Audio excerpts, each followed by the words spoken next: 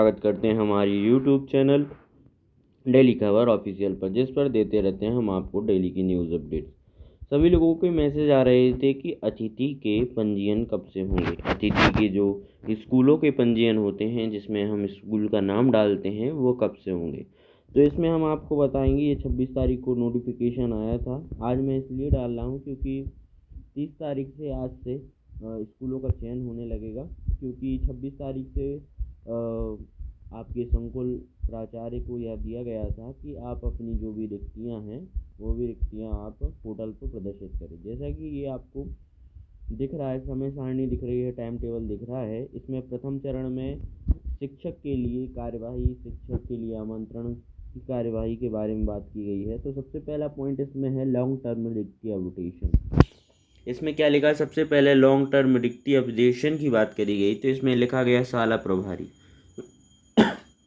Means to से शाला प्रभारी द्वारा 26/6/2025 से 29/6/2025 तक क्या होना, यहाँ पर जो भी आपके यहाँ पे सीटें खाली हैं वो संकुल प्राचार्य या शाला प्रभारी द्वारा पोर्टल पर प्रदर्शित करवाना। फिर इसके बाद अतिरिक्त रिक्ति हेतु मांग दर्ज करवाना संकुल प्राचार्य। जैसे संकुल प्राचार्य कहना चाहते हैं कि यहाँ पर रिक्तियाँ और चाहिए है, मतलब खाली हैं, शिक्षकों की आवश्यकता है, तो यहाँ पे अभी 26/6/2025 से 29/6/2025 तक शिक्षकों की जो भी रिक्तियाँ हैं वो प्रदर्शित होंगी। इसके बाद अंतिम अतिथि शिक्षक आमंत्रण हेतु GFMS पोर्टल पर रिक्तियों का प्रदर्शन आपको 30 तारीख को हो जाएगा, राज्य स्तर पर होगा।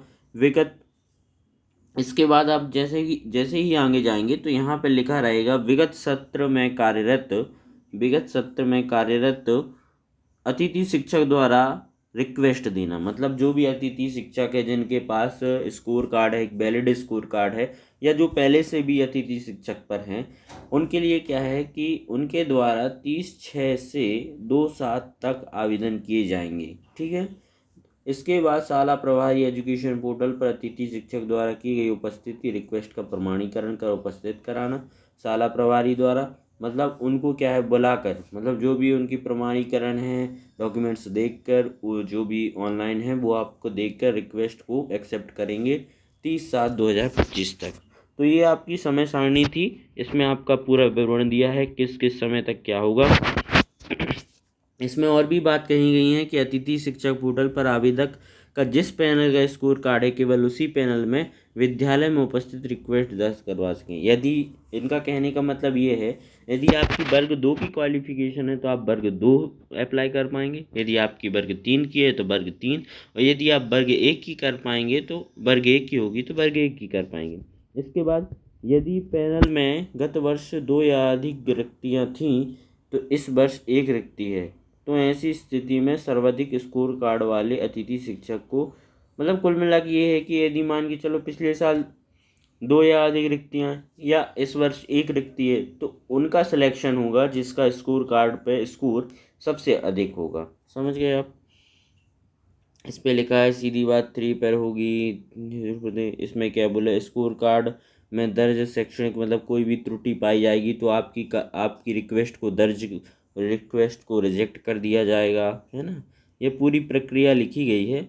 इसके बाद द्वितीय चरण का भी विवरण लिखा है, द्वितीय चरण भी आएगा। कहने का मतलब ये है संभावित है। यदि संभावित का मतलब क्या होता है? संभावित का मतलब ये है कि यदि आपकी सीटें बची होंगी तो आपको यह वाला राउंड मिलेगा, अन्यथा आपको यह राउंड नहीं मिलेगा। तो ये संभावित है, हो सकता है मिले।